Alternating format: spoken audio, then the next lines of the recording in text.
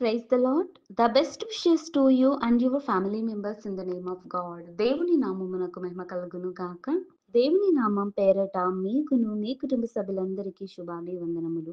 ఈరోజు దేవుని వాగ్దానం, టుడే గాడ్స్ ప్రామిస్.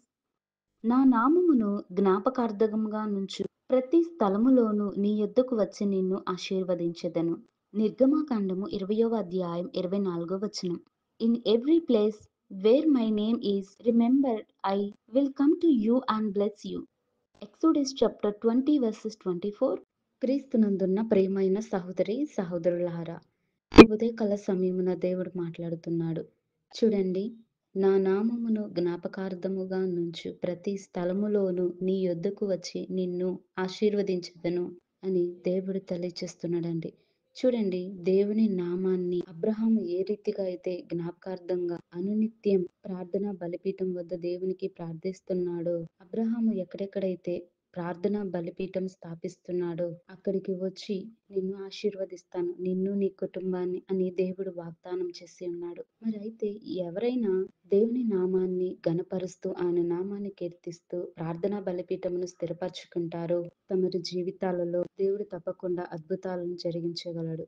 దేవుని యందు నిజమైన విశ్వాసాన్ని కలిగి ఉండుట మనకు ఎంతో మేలండి. కనుక ఈ వాగ్దానము రీతిగా మనం కూడా అనునిత్యం దేవుని జ్ఞాపకం చేసుకోవాలి. ఆయన నామాన్ని కీర్తించి ఆయన నామాన్ని ఘనపరిచి హృదయపూర్వకంగా దేవునిని ప్రేమించే వ్యక్తులుగా ఉంటే దేవుడు తప్పకుండా వస్తాడండి మనందరి జీవితాల్లో మేలులను జరిగించడానికి. ఆయన చూస్తున్న దేవుడు, వింటున్న దేవుడు కనుక దేవుడు ఏది మర్చిపోడు. ఆయన తగిన సమయంలో దేవునికి ఎవరైతే దేవుని నామాన్ని మహిమపరుస్తూ ఉంటారో దేవుడు తప్పకుండా వారిని దీవించగలడు. కనుక ఈ వాగ్దాన రీతిగా మనం కూడా దేవుని నామాన్ని స్మరించే వ్యక్తులుగా ఉందుముగాక. ప్రార్థన.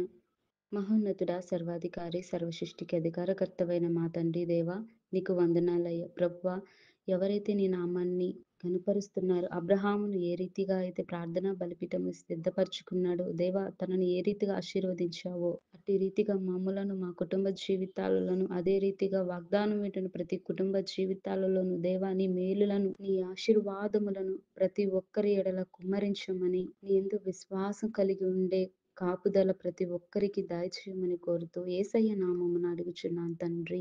ఆమేన్.